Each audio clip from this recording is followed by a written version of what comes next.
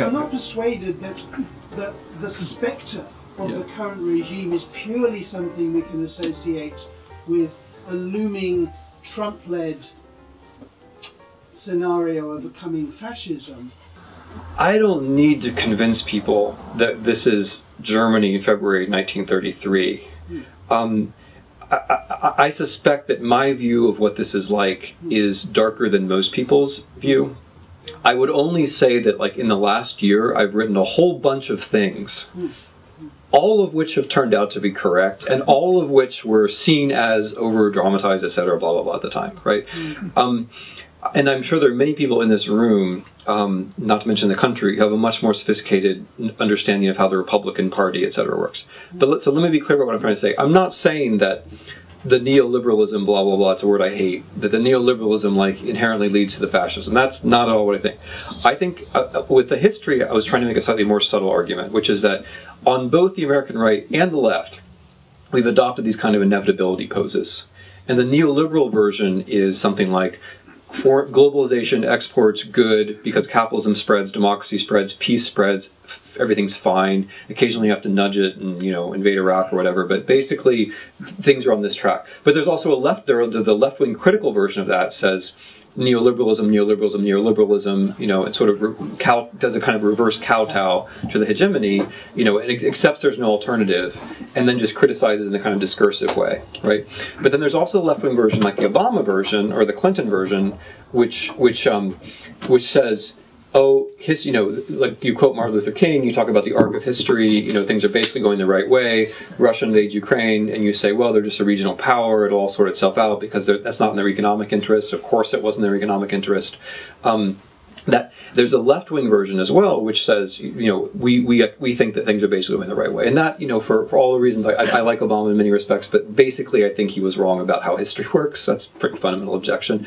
And I think the right and the left, in some, you know, deep, dark Hegelian way, actually were in tune, in harmony on all of this. So my point is not that, like, I'm not one of these people who says, like makes simple, like, Marxist arguments like neoliberalism paved the way, blah, blah, blah. That wasn't true in the 20s exactly, it's not true now.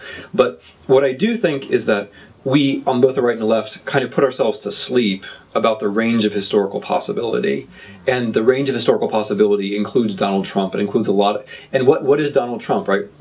If it just turns out to be kleptocratic authoritarianism, that's bad, right?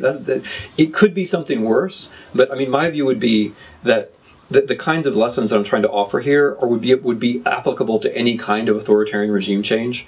I'm really happy if it turns out that, like, the ideological component is less important than I think. That'd be fine.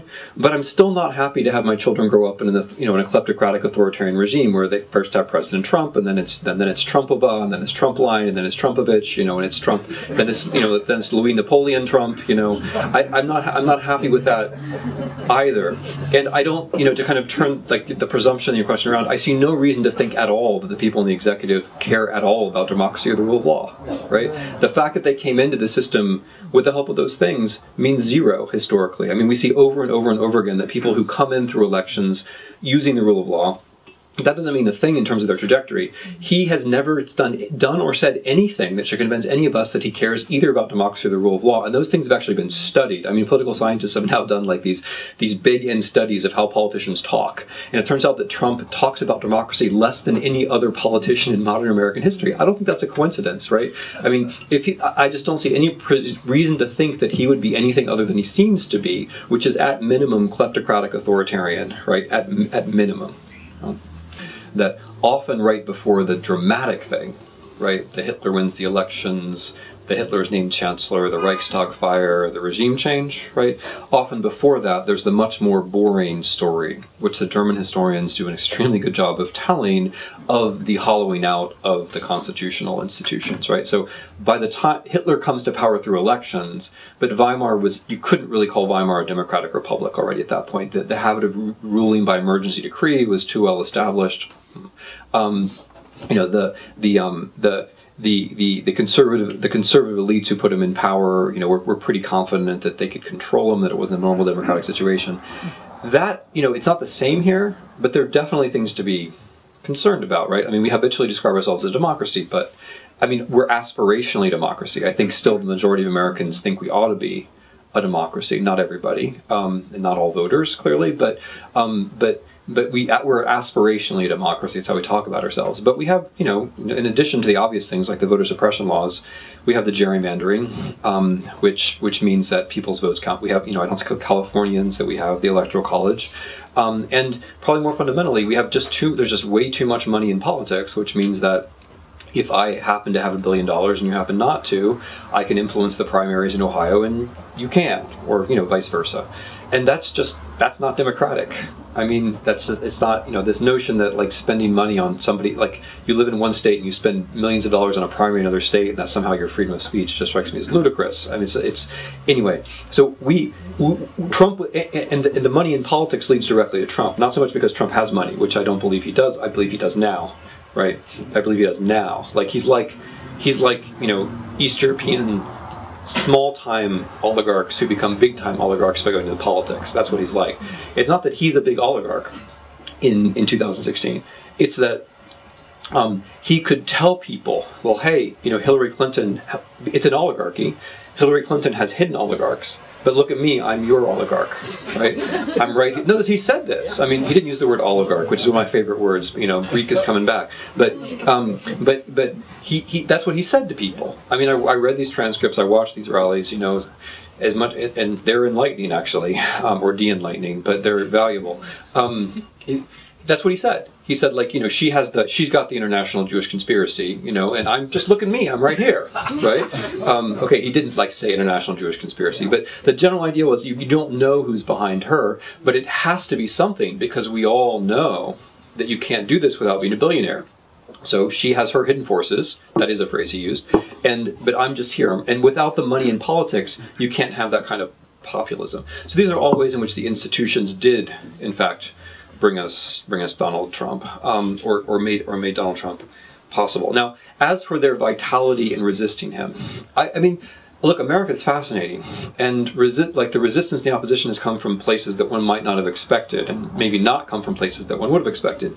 The Health Care Act, yeah, it wasn't passed today, but the fact that Congress, I mean, and here I will cite McCain with approval, that Congress does not actually seem competent to carry out an investigation of foreign involvement in a United States presidential election is a sign that that institution is maybe not doing so well, right? The fact that so many congressmen and women don't seem to be able to think of themselves as actually working for a separate branch of government from the executive, let alone think of themselves as Americans, right? I mean, that's the strike. I mean, I'm like cynical about, or not cynical, never be cynical. I'm skeptical about many things, but it hadn't occurred to me that so few elected representatives from the Republican Party would have any, so few would have any notion that they're Americans, right?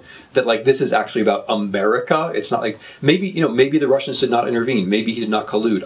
I'd be happy to be convinced by evidence that goes against the massive evidence on the other side.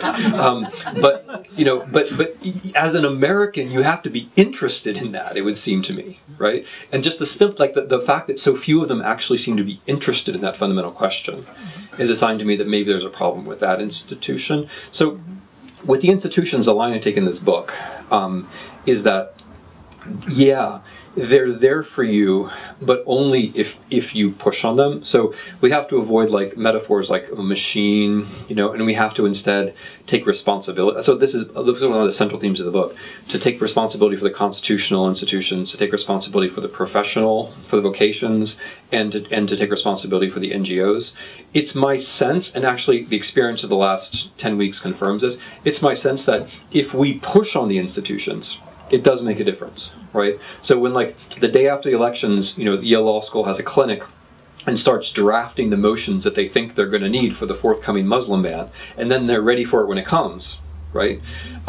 That's not just institutions acting automatically, right? It's people taking a very, you know, active conception of what being a lawyer means and thinking ahead about what's going to happen in the judicial branch and so on and so forth. So that would be what, so I'm sort of in between, right? I think the institutions, I actually do think the institutions can save us, but only if, you know, you know, only if we think about it like the way Kennedy did, right?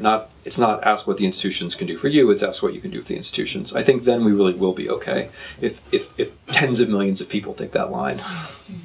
I'm just wondering if you have any thoughts on the culpability of the media and what happened in the election and how that might relate to what you've seen historically. It seems like he wants to reconstitute the Soviet Union, right? But does he want to go beyond that? And shouldn't that concern our representatives, or do they just think, well, let him do what he wants over there, he's not going to go farther than that?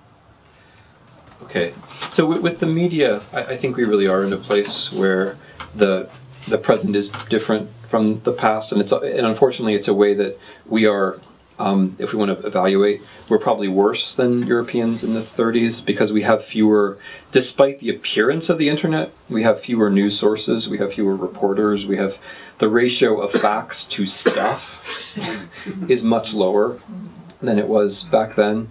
I mean, not to romanticize the daily newspaper, but like back in Europe in the 30s, everybody, even regional newspapers, had foreign correspondents, right? We have so few people actually going to places and writing about them, and so much just stuff. And that stuff, as you very well know, is highly concentrated. You know, it's owned by far too few people, and that is and has been a great problem. Now, in the book, I try to go in. One of the drifts of recommendation I make in the book is about trying to go back to written sources and trying to follow particular reporters and trying to break yourself from various kinds of screen habits, which I think would make a big difference. I mean, this is going to sound super primitive, but I think it's true. The average American spends 7 hours a day in front of a screen. I bet if it were 6 hours and 45 minutes, Hillary Clinton would have won. Right? Right? I mean, she lost by 70,000. I bet if it were 6 hours and 48 minutes, she would have won. Right? Because basically, the internet turned out to be pro-Trump. Sadly, it turned out to be pro-Trump for reasons having to do with going back to the Russians who, and this is so part of the new media is that when the new media came, everyone thought, hey, this is going to be progressive. Like, right, with the printing press, oh, printing press is going to be fantastic. 150 years of religious wars later, you get the Enlightenment. Okay, right? So the internet's a little bit like that. Like, it comes along and everyone says, oh, this is so much easier than writing by hand. But it has unpredictable social consequences, and we're kind of in the thick of that right now. With Russia, I think it's more complicated. I mean, they're so much more like us. So like we're like them, and they're like us so much more than either side wants to accept. And when I say we're like them, what I'm trying to say is we're not that many steps away from having that kind of regime. I mean, we have a president who openly admires that kind of regime, and we elected him after he said he openly admires. So, but the Russian regime is based, going back again to some of the basic questions, it's based largely on the management of radical inequality. They have a much greater inequality problem than we do, and they have found the way to manage it, which is to control media, to have more or less managed foreign adventures, to blame the United States for everything, which we do too, and that's proved to be sustainable. Like they found that this kind of, it's not stable, but like week to week, month to month, it's sustainable. They found this low equilibrium point where people are a lot, speaking very simply, people are much poorer and much less free than here, but nevertheless they find it hard to imagine an alternative. That's an equilibrium point. It's not an attractive one, but it's one that that we could be pushed towards. I don't think that the Russian threat is territorial. When Russia invaded Ukraine, and I said this when it happened, it wasn't about Ukraine. I mean, of course it was about Ukraine. For Ukrainians, it was about Ukraine. For the 10,000 or more Ukrainians who were killed, for the 1.8 million Ukrainians who were displaced, it was about Ukraine. For Ukrainians, if we lost territory, we would think it was about us. And understandably, they think it's about them. But it was fundamentally a slap at the whole European or Western order to invade another country, right?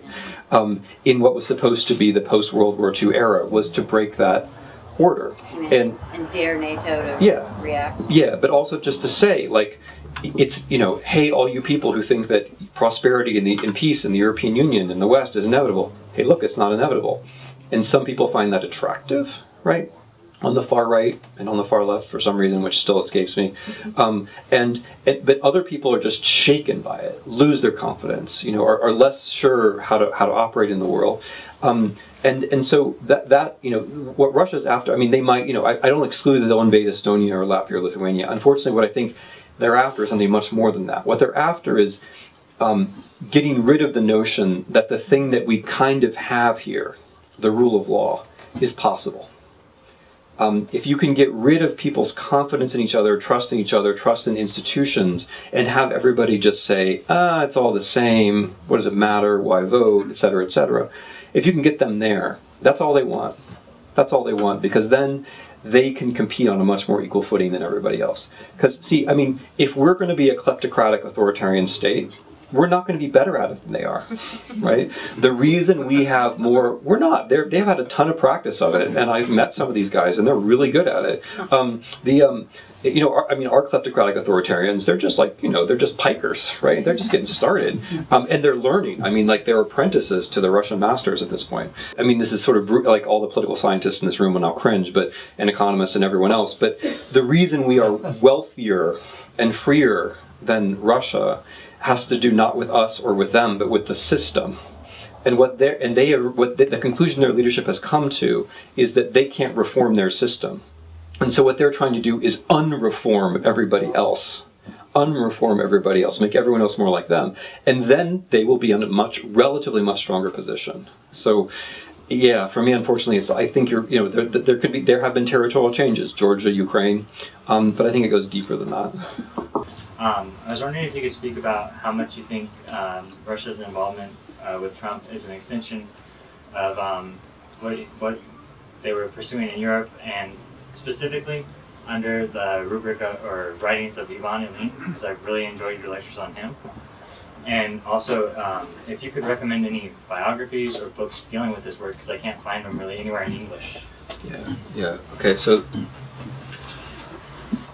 it goes back in a way to these questions about the 1930s. There was a very interesting and gifted Russian philosopher called Ivan Ilyin, who was pro-fascist.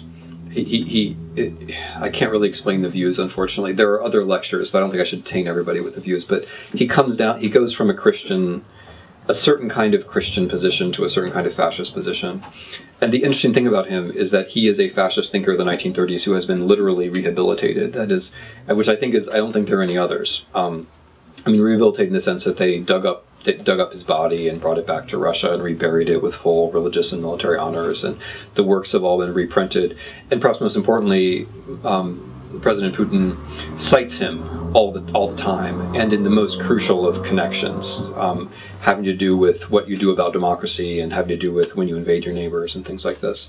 So I am, in a way, it speaks to this. Like because what Ilyin thinks, I'll just give one example about democracy, is you can't have democracy because democracy just allows foreigners to intervene in your affairs. I know that's kind of interesting, right? Because if you say, okay, we can't have a democracy in Russia because it's just a way for foreigners to intervene in your affairs, what does that mean you do with other people's democracies, right? So, I mean, which is the point that I made last year during our elections. If that's your view about democracy, there's nothing wrong with intervening, because that's just the way the world works. If the Americans are so stupid as to have elections that matter, then why not? They're inviting you to intervene, right? So I think one has to kind of look at it from that perspective, you know, because to see where they're coming from, what they might be doing. But it goes to the point I was trying to make about there really being people who have really different ideas.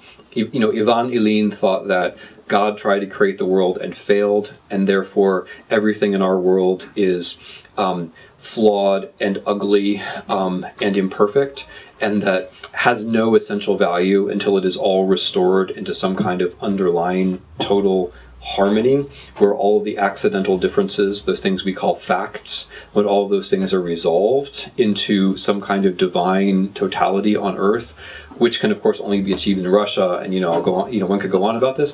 I'm just trying to say, like, and he starts the whole thing from Hegel and, you know, the Hegelian dialectic. I'm just tossing out these bits of color because I'm trying to give you a sense that there are like other kinds of minds at work in the world besides our pluralistic minds. There are other kinds of minds in the world, and they matter, right? So, you know, when Mr. Bannon cites Ebola, you know, or refers to Camp of the Saints, which, if you don't know it, is like a spectacularly fascist novel, you're looking at mindscapes that are just very different from our own, right? That's the point. There is nothing about Elim. One of his books has been translated into English, but I find it very hard to read in English because of the Hegelian terminology. Just doesn't sound that good in English. And there are a couple of little essays, but there's really nothing very. Unfortunately, there's nothing very long. I was trying to write something about it when, you know, when he won our presidential election, and then that threw me. The focus of the talk of your interest is on one person, is on Trump. And maybe he's. What's your position on the way in which the Republican Party has enabled him, and the way in which to struggle against him, one also has to take on the Republican Party and the interest that it protects? Yeah. So maybe I was a little more personal about this in the talk than I was in the book. I actually don't mention Trump in the book. I mean, the passage that I read was obviously about Donald Trump, but that's at the end of the book. That's the second to last lesson in the book. So, although it was all written very quickly in response to his victory, I tried in the book to take a certain distance and to create or recreate concepts and categories, and to describe and recommend practices that would make sense with a Trump, but which also makes sense in other circumstances. So like even if the FBI brings down Trump tomorrow, I think most of this would be still good advice most of the time. Now with the Republican Party, so I try not to talk about the Republican Party or the Democrat. I don't think I mention either of them either. I'm really trying to keep a certain, you know, distance. But I am, one of the recommendations is to avoid the one-party state. And one of the things that one has to be alert to historically, you know, as I'm sure you know, is a situation where the party that is less popular ends up having almost complete power, which is where we are now.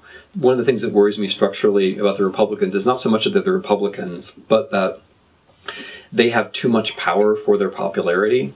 And they have basically zero policies which can bring more voters over to their side.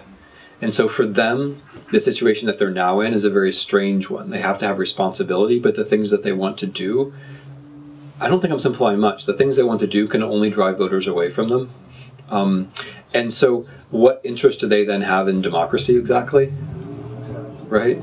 And so that, you know, then this goes again back to some of the questions about the 30s. That then makes me more worried, in the questions about racism too, about what the Muslim ban is really about, which is the Muslim ban is never really about Muslims, not fundamentally. The Muslim ban is fundamentally about getting people used to thinking about a certain category of citizens and neighbors as aggressors, and then when the terrorist attack comes, then you go for extra constitutional, anti-democratic things, which you've already planned to do. Right, whether you fake the terrorist attack or not, whether it's real or not, or you know, regardless of who did it, you say it's the Muslims, you say it's the group, whatever the group is you've prepared people for, you say it's them, and then you go for things that are non-democratic. And so my deep worry about the Republicans is not my policy disagreements with Republicans. My deep worry about them is that they could think in 2000, let's say a year from now, right, when the healthcare thing turns out to be an utter electoral debacle, and their next big idea, which is taxing the poor more, it turns out also not to be popular, right? No, that's their next big idea is taxing the rich less, and that's number two, right? Maybe that also turns out not to be popular, or maybe they have trouble getting it passed. Who knows? I worry that they will be tempted by the state of emergence. So my worries are at that level about them. But it's structural, right? Like it's structural. It's a structural thing. There was certainly a component of ethno-nationalism. So later that got issued, so those Ausbildungsliste, if I'm not mistaken, there were over 300 of them in the 13 years that Hitler is in power. So I see a parallel, but in a technological aspect, towards Trump's tweets. So you vilify someone or you criticize something in a tweet, very much like the Volkische Beobachter would issue another list of things or people that have gone bad. What do you feel about that? I'm basically very happy with the way the book turned out. You know, given that I had to write it in about, well, I'm not even going to say how quickly I had to write it, but I had to write it very quickly for it to exist at all. I mean, my idea was for it to be published on Inauguration Day. And the reason that we didn't do that in the end was the bookstores, because we could have hit the ebook on Inauguration Day, but we couldn't get a published book on Inauguration Day, right? The fastest we could do that was February 28th, and even that was like this amazing race. But the reason why I'm mentioning that is that I'm basically content with what's in there. The one thing that I wish I had added is there's a little lesson which is called make eye contact in small talk, which goes off in various directions. So one direction is you should try to affirm people in general because you're not sure who feels threatened, right? So many people now, whether it's San Diego or whether it's New Haven or no matter where it is, feel threatened, but they're not going to necessarily tell you they feel threatened. So if you make small talk and eye contact, and this comes from, you know, all of those memoirs of the 30s, whether it's Russia or whether it's Germany, of people crossing the street instead of saying hello, and how much that turns out to mean, not just emotionally, but in the end, politically. And the small talk lesson also goes off in the direction of you have to know who your friends are, just in case we get to a culture of denunciation. You probably want to know who you think you can trust and who you can't.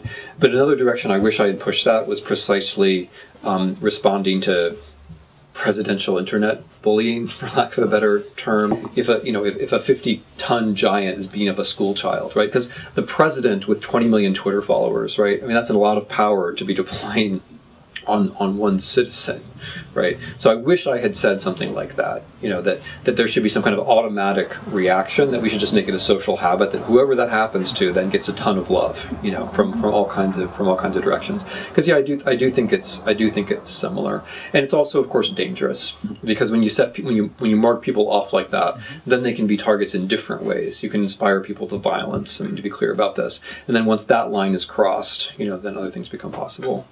Okay, do you think Americans are capable Yes. of resistance? I'm not sure, but I think it's worth a try, right?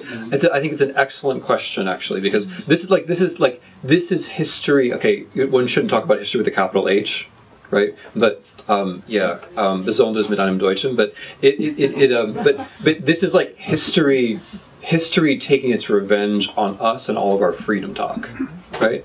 We just indulge in freedom talk all the time. Freedom, freedom, freedom, freedom, freedom. Do we really care about it? Right? Do we really care about freedom? This is the moment when we find out. I honestly don't know, right? I mean, in my little world, the people that I have seen in my little life actually taking risks have generally not been Americans, right? So I don't know, but I think it's worth trying. You talk about resistance. Okay, so we have this fundamental structural problem that, you know, with the Electoral College, you don't need a majority to, you know, win or resist. So I guess what I kind of see happening, let's see, you know, 2018, they'll wave some form of a bloody shirt. It's in terms of like, okay, what, you want gays in the bathrooms? I mean, in the book, I talk a little bit about the structural problems of the U.S., and I try to make the point that a lot of the structural issues, the ones that you're mentioning, for example, were actually state-level matters. And I mean, you go back to the Democrats and the Republicans a little bit. The Democrats kind of made a mistake by not pursuing local-level politics with the intensity that the Republicans did, starting about 30 years ago. And I mean, that's partly on the question of the institutions and why we are where we are. The Republican Party is a party in the way that the Democratic Party is not. And I think that's something which has to be changed, because a lot of the gerrymandering and a lot of this actually happens at the voter suppression laws happens at the local, you know, happens at the state level. And the Democrats need to be able to, you know, they need to try to marshal majorities and win some states. That's the first thing. Second thing is, let's see, 2018. We have to make sure that happens, that there's an election in 2018, right? We have to start talking as though we're expecting an election in 2018. People have to start announcing that they're running for office in 2018, because the people who are in the executive branch, as far as I can tell, have no particular concern for that kind of thing. Like, they happen to, like, you know, Donald Trump pulled a fantastic, basically, con, you know, in 2016 and got elected, but he didn't talk about how elections as such were a good thing. I mean, he said if he lost them, he would resist them, right? Which is how authoritarians talk. So with the 2018, I mean, I think part of what we have to do is actually make sure 2018 happens. And try to get everyone get involved in like local, state elections. Make it normatively obvious 2008, because for me it's not actually obvious, right? I mean, every time there's a regime change, you vote and you think, okay, I'm going to vote next time, but lots of I know that's just not true a lot of the time. So in a way I'm less concerned than you are. In a way, like I have a more fundamental concern. But I think part of your question has to do with communicating with people who are voting in ways that we think are not in their interests. I mean, I don't have a magic bullet for this one. I think pretty much everybody votes against. Like when I vote to give those people services they don't want, you could say I'm voting against my interests too. I mean, you could say that the blue states are always voting, when the blue states vote every 4 years to transfer their resources to the red states. You could also say they're voting against their interests if you think interests are just like these economic things. So I myself, I would bracket the interest talk and just and say that there has to be a certain amount of talk, you know. So again, I have no magic bullet, but what I see is that there's a polarization in which it's harder and harder to get across these barriers that you're describing, and that polarization is partly technological. And I think there are ways that we can try to get across it by having more direct contact, right?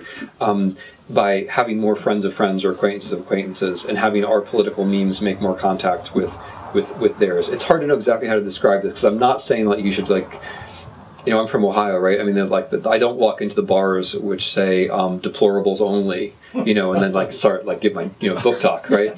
I wouldn't do that. I might walk into the bar though, you know. Well, I did, but I mean, but I think like we have to find some way to not. And then here's an important thing: it's not going to work right away. Like what I find talking to people on the left is they're like, okay, I'm going to parrot. I'm going to be a little bit mean here, but they'll be like, you know, should I talk? Yeah, of course you should talk, and like stop talking about like such an adventure, you know, like you're not. This is not like going to Antarctica for 6 weeks or whatever. You're just a conversation. Yeah, they're going to disagree with you. The thing is, I think like even on the left, we've gotten onto this sort of instant gratification, like. We want to talk to someone and then have them say, "Oh, you're right. Obama's not a Muslim." No, it's not going to happen. It's not. You know, it's not going to happen. They're never. No one's ever convinced by you in the first conversation, right? That never happens. I mean, like think of your marriages. I mean, when was the last time? Like even the people you're closest to, you don't. Wait, are you two together?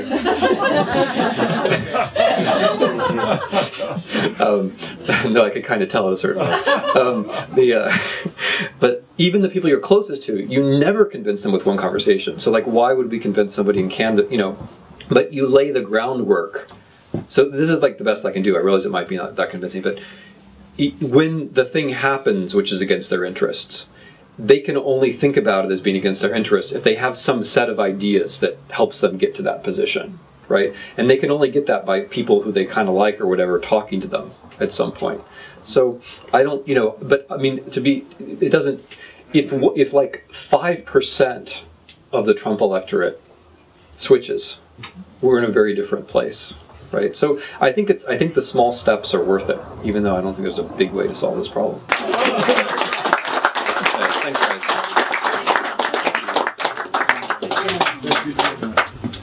Oh my goodness. Well, do you want to buy some books? Sit on the side. Tim, do you want to stand or sit on your side? Do you want to sit in the Patricia Neal chair or you want to sit or stand? What am I saying? We'll get it, you know, we'll get him to sign it.